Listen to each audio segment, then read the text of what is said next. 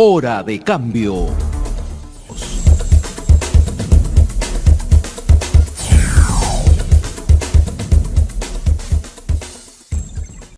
Estamos vía Zoom en comunicación con el ex congresista Richard Arce, ahora candidato al gobierno regional de Apurímac por Somos Perú. Congresista Arce, ¿cómo está? Muy buenos días. Muy buenos días, muchas gracias a RCR por la invitación y un gusto poder dialogar con ustedes, más aún sabiendo que llega a todos los confines del país. Claro, usted se encuentra en Apurímac. En Apurímac en estos momentos. Qué bien. No, estoy en Lima. En Lima ya. Estoy en Lima, pero tiene acceso a RCR claro, en Apurímac, por supuesto, a través que sí. de las repetidoras. Así es.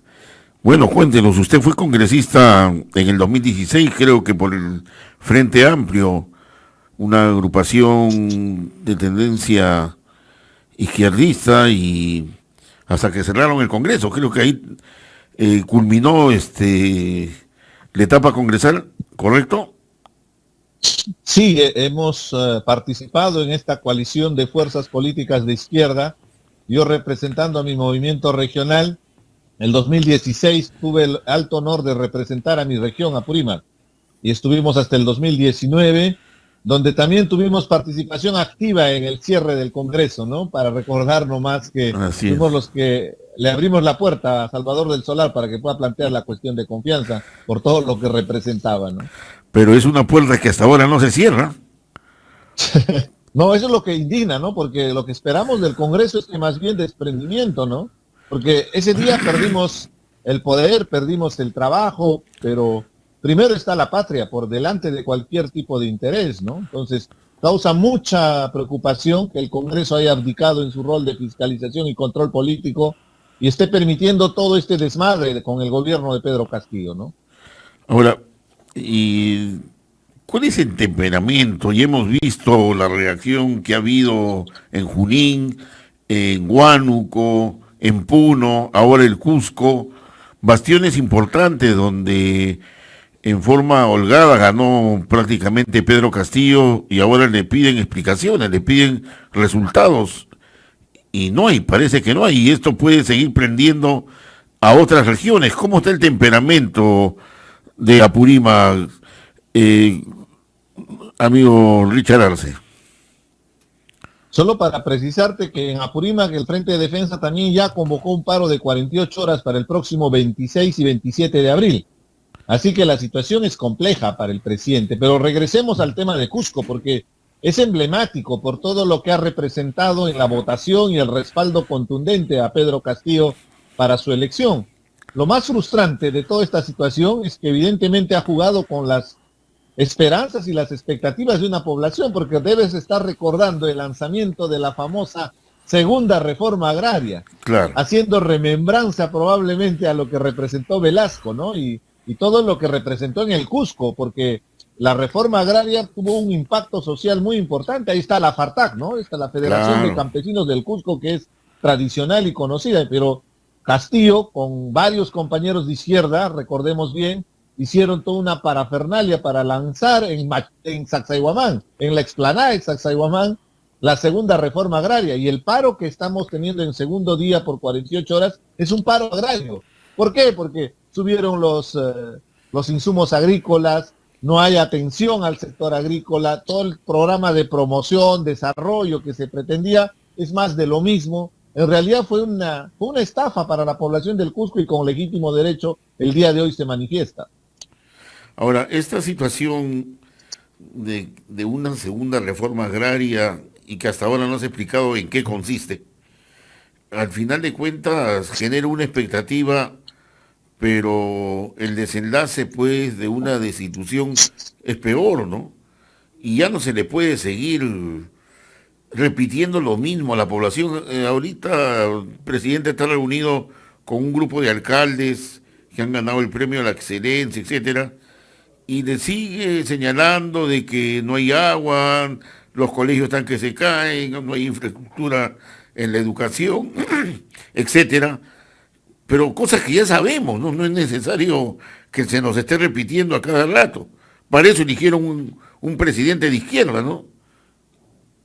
Es frustrante porque vemos a un presidente que está perdido en el poder rodeado de incompetentes, mostrando su incapacidad también propia, su impericia para gobernar, y lo que hace es sigue con los mensajes populistas, parece que viviera abstraído de la realidad, no entiende la circunstancia en la que está viviendo el país, que es un polvorín, los conflictos sociales se han embalsado. La Semana Santa, que de repente para él ha sido un respiro, ha sido simplemente un salvavidas por un tema de calendario, no tiene absolutamente nada que ver a la gestión de gobierno. Encima tiene reacciones de parte del Premier de manera reactiva y hasta que exacerban justamente a la población después de haberlos engañado con mensajes populistas, porque a lo que se dedicaron en campaña y durante estos meses de gobierno ha sido a soliviantar las masas, a exacerbar los sentimientos de una población que tradicionalmente ha sido excluida, postergada y que veía con esperanza al gobierno de Pedro Castillo. ¿Y qué vemos como resultado de todo esto? Simplemente la inoperancia, la ineficacia, la desatención, ha subido el costo de vida, que si bien es cierto no es efecto directo del gobierno, son variables externas, pero ¿dónde está la capacidad del gobierno para hacer contención? ¿Cuáles son las políticas públicas para poder contener esta situación mundial? Y además, después de haber hecho tantos ofrecimientos, ¿no? Entonces, al día de hoy lo que está haciendo es cosechar lo que él ha sembrado. Siembra tempestades, siembra vientos y cosecha tempestades, ese es el viejo adagio, ¿no? Y es lo que está sucediendo con el gobierno de Castillo, que ya es insostenible su continuidad. Ahora el problema es la falta de credibilidad de la población ante el presidente. O sea, el presidente no le cree. Al presidente del Consejo de Ministros menos. Es urgente el cambio de gabinete. Definitivamente se debió haber dado hace tiempo, pero ya no es un tema de cambiar de ministros. Así con objetividad, ¿de qué serviría cambiar a un ministro a estas alturas donde el propio presidente ya está deslegitimado? Los escándalos de corrupción ha hecho que pierda legitimidad y ha hecho que inclusive le falten el respeto. Porque en este momento el tema de la desaprobación en las encuestas es un indicador más, 76% de desaprobación. Pero lo objetivo es que el presidente ha perdido ese capital político que tenía después de las elecciones, porque los sobrinos, entorno familiar íntimo del presidente, su mano derecha, Bruno Pacheco, el que despachaba en Palacio de Gobierno, ya están con la requisitoria para purgar cárcel por justamente estar investigados en un proceso que la Fiscalía sindica al presidente Castillo como presunto líder de una organización criminal. Fíjate a qué extremo hemos llegado en 9 meses de gobierno. Por eso habría que corregirle la frase, ¿no? 200 años de corrupción más 9 meses de Pedro Castillo, para ser precisos, ¿no? Bien. Bueno, pero esta situación sigue y sigue perjudicando, pero así como están las cosas, paros que se anuncian en Apurímac, regionales, esto sí puede desencadenar en una huelga general indefinida y ya no será el Congreso pues quien lo saque, si no serán las masas populares, ¿no? Ante este descontento, ante este desgobierno, ¿no? Es a lo que nos ha llevado el gobierno, y en eso también hay que ser firmes y resaltar que el Congreso ha abdicado en su rol de fiscalización y control político y es cómplice. Así que no se sustraiga de la problemática. Cada día sigue saliendo y se sigue destapando los escándalos de corrupción, el copamiento del Estado, el poder que tiene Vladimir Cerrón, recuerda bien, el que no iba a ser ni secretario ni nada en Palacio, es el que ahora pone ministros, inclusive tiene el desparpajo de faltarle el respeto al cardenal Barreto, que de alguna manera está permitiendo buscar cierta ecuanimidad en el gobierno, inclusive quema una alternativa, un salvavidas que podría tener Castillo, porque ojo con este detalle, Karelín López ya se acogió a la colaboración eficaz. Hay 2 indicados más en este grupo de los que están involucrados en el direccionamiento del puente Tarata. Estas personas están dando información muy precisa. Entonces esto va a permitir que muy pronto tengamos información fehaciente del involucramiento del presidente Castillo en actos de corrupción. ¿Qué va a pasar ese día? Ese día el Congreso va a querer asumir su rol, pero ya va a ser tarde. Porque la gente lo que está pidiendo es que se vayan todos.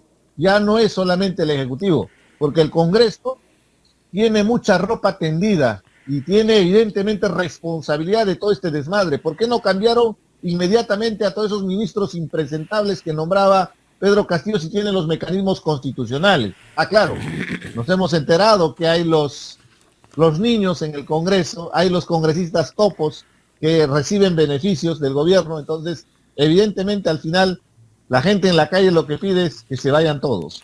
Y hoy día ha salido publicado en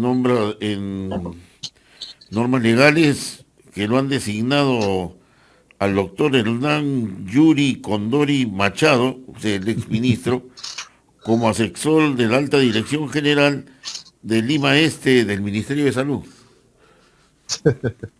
Es realmente Como inverosímil, ¿no? Es surrealista lo que viene aconteciendo. El Ya. presidente premia la incapacidad, el presidente premia la incompetencia, el presidente premia a los sinvergüenzas, porque este Condori es parte de la investigación fiscal de esta organización criminal de los dinámicos del centro.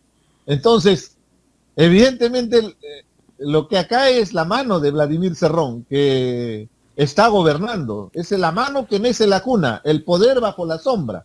Y vemos a un presidente pusilánime, pues, que no tiene la personalidad ni siquiera para darse cuenta de que nos está exponiendo a tal nivel que el día de hoy tenemos paralizaciones en los proyectos mineros, tenemos huelgas en las calles, la gente que está desesperada porque no le alcanza el dinero.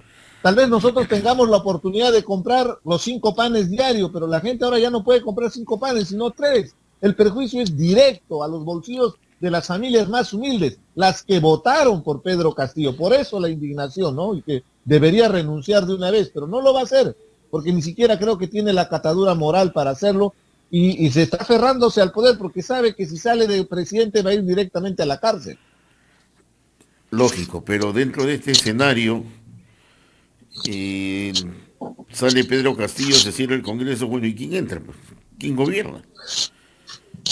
Es una pregunta que realmente nos responsabiliza sí, a todos, porque no hemos podido hacer la reforma política y probablemente volvamos a lo mismo, porque hemos criticado tanto, estábamos hablando del Congreso que estuve, esa mayoría fujimorista con sus socios del APRA, 73 congresistas, hicieron también otro desmadre con un poder del Estado. Creíamos que con la disolución del Congreso y con una nueva elección se podía cambiar. Entraron otros corsarios y piratas en el periodo de transición por toda la responsabilidad que hicieron. Y de nuevo ahora en este Congreso se repiten las mismas historias, ¿no? Entonces, lo que requerimos con mucha objetividad es una reforma política que permita fortalecer las organizaciones políticas, los partidos, para tener una mejor representación, para que podamos garantizar una verdadera democracia y una verdadera representación. Pero eso es labor y tarea del Congreso. Y viendo el actual Congreso es casi imposible que podamos tener alguna modificación que garantice. Al contrario, están inclusive ahora irrumpiendo en el proceso electoral de las próximas elecciones municipales y regionales para favorecer a los partidos políticos que tienen bancadas en el Congreso. Entonces, acá no es el país, pues. Acá son mis miserias, mis mezquindades, mis intereses particulares que anteponen ante cualquier interés de la patria. A eso quería llegar. Prácticamente estamos a 6 meses de las elecciones regionales y municipales, donde la agitación política en todo el territorio nacional, en el lugar más remoto del país, va a entrar en campaña electoral. Una situación adversa de repente para muchos, pero también importante en lo que se refiere al nuevo reordenamiento político que va a tener el país, tanto en las regiones como en los municipios, ¿no? Y que ahora con el ingrediente de la participación de Perú Libre también en las elecciones. ¿Cómo ve el panorama usted que va a ser candidato por Somos Perú como candidato pues al gobierno regional de Apurímac? ¿Cómo ve esta situación? Sí, a ver, hay una pequeña precisión, ¿no? Hemos hecho un acuerdo con el movimiento regional que lidero, Ya, con el partido Somos Perú en la región Apurímac para poder consolidar una propuesta, porque las reglas de juego del Jurado Nacional de Elecciones no te permite, pues, que un movimiento regional vaya con un partido nacional. La única alternativa es que te absorbe el partido nacional. Y hemos tenido la buena predisposición de los dirigentes para participar. Pero regresando a tu pregunta, definitivamente que se va a reconfigurar todo el mapa político. y que evidentemente, ya te comenté, el Congreso está jugando también su partido para estas elecciones, favoreciendo a sus candidatos de su partido político, ¿no? Lo cual es una grosera intromisión en el proceso electoral. Pero definitivamente yo creo que va a ser un mensaje contundente en estas elecciones contra lo que representa la extrema izquierda, representada básicamente por Perú Libre, todos los adeptos de Cerrón, y también la extrema derecha. Yo tengo esa expectativa con el fujimorismo, con el partido de López Aliaga, que si bien es cierto tiene aceptación a nivel de Lima, está en las encuestas arriba, pero todavía hay un largo trecho de 5 meses donde el panorama político se va a chocolear, digamos, porque va a haber un cambio, una nueva reconfiguración de poder que va a ser interesante para hacer el equilibrio de poderes con lo que viene aconteciendo. ¿Por qué? Porque hemos tenido un Congreso que ha renunciado a su función. Entonces, si había alguna esperanza de que alguien defienda al país, era el Congreso. El Congreso ha sido cómplice con el gobierno. Entonces tenemos un gobierno descabezado, incompetente. Eso va a generar que los liderazgos regionales tengan mayor protagonismo y evidentemente es una de las motivaciones también de que los temas de Apurímac, por ejemplo, se pongan en relevancia y se discutan a nivel nacional, y por eso mi intención de postular por la región Apurímac. El resultado electoral del 2 de octubre a nivel de los gobiernos regionales y municipales, el resultado me estoy refiriendo, o sea, cómo va a quedar la estructura del país, va a ser eminentemente político, porque ya estamos hablando de representaciones de los partidos políticos en estas zonas, ¿no? Definitivamente, ¿no? Pero hay que entender también... En el caso, por ejemplo, perdóneme, en el caso de la alianza que ha hecho el frente que usted dirige, el frente regional... Fuerza Campesina. Ya. Fuerza Campesina. Fuerza Campesina con Somos Perú, pero la gente va a votar por el logo de Somos Perú, ¿no es cierto? Definitivamente, por porque eso tenemos entonces, que participar con el partido, ¿no? Claro, pero ahí justamente la estructura de la nueva geografía política, los que se van a beneficiar van a ser los partidos políticos, ¿no es cierto? Es que las reglas de juego están dadas así, pues. Configuradas, las reglas de juego del país están configuradas para hacer desaparecer a los movimientos regionales. Están arrinconando a los gobiernos, a los movimientos regionales. Fíjate, en estas últimas elecciones en el Congreso había un proyecto de ley que decía que para postular al gobierno regional solo debían ser los partidos nacionales y los movimientos regionales solo para alcaldes. Fíjate qué nivel de desventaja y descalificación ya han pretendido, y pretende, porque inclusive la valla que se aprobó en el Congreso es mayor para los movimientos regionales. Ahora han sacado una ley para eliminar la valla, ¿no? Pero en términos concretos, el perjuicio directo era para los movimientos regionales. Entonces, o sea, definitivamente en todo el territorio nacional donde siempre ha predominado los frentes de defensa, los frentes regionales, que han tenido prácticamente un 70 hasta un 80% de gobiernos regionales, prácticamente esa figura ya no se va a dar, sino se va a tener que dar a través de alianzas con los partidos políticos de la coyuntura que se den, ¿no? No, y lo más probable es que en las próximas elecciones ya no existan movimientos regionales, ¿no? A eso es lo que vamos, a eso es lo que vamos. Entonces, por eso, o sea, fíjate, en mi caso particular, es una estrategia política, soy consciente, es como un juego de ajedrez, seamos objetivos. No estoy lamentándome de la alianza, sino que uno tiene que alinearse a las reglas. A las reglas de juego, así es. Y evidentemente, claro, hemos tenido que hacer el acuerdo político y tenemos que asumir también los pasivos, soy consciente también de eso, porque yo no tengo absolutamente nada que ver con el expresidente Vizcarra, por ejemplo, pero ya en redes... Por ahí viene la descalificación. Pero también va a tener el otro problema de que Somos Perú prácticamente es aliado al gobierno de Pedro Castillo, ¿no? Eso es lo que expresan, ¿no? Pero ya habrás escuchado mi posición, yo no voy a cambiar. Este es un tema de por supuesto. Definitivamente. Entendemos eso. Muy bien, señor Richard Arce, por su participación, y estaremos comentando pues el proceso electoral, cómo se va desencadenando pues hasta el 2 de octubre. Muchas gracias por su participación. No, agradecerle más bien a usted y más bien enviar el mensaje al país, ¿no? Que a pesar de toda esta profunda crisis política, nosotros como peruanos somos capaces de salir adelante frente a las vicisitudes de la vida, ¿no? Entonces yo tengo mucha esperanza en ese aspecto. Es el gobierno, son estos mercenarios, estos aventureros políticos que han tomado el poder, que nos están llevando a esta situación insostenible, ¿no? Pero podremos salir si es que nos organizamos como ciudadanía. Muchas gracias, un abrazo. Más bien quédese en la sintonía porque vamos a dialogar en breve con el señor Henry Ayala Abril. Él es coordinador de la línea de investigación de la Dirección Nacional de Educación y Formación Cívica Ciudadana del Jurado Nacional de Elecciones, para conocer, bueno, qué es lo que, cómo están las reglas de juego a estas alturas, ¿no? Muchas gracias. No, gracias, un gusto para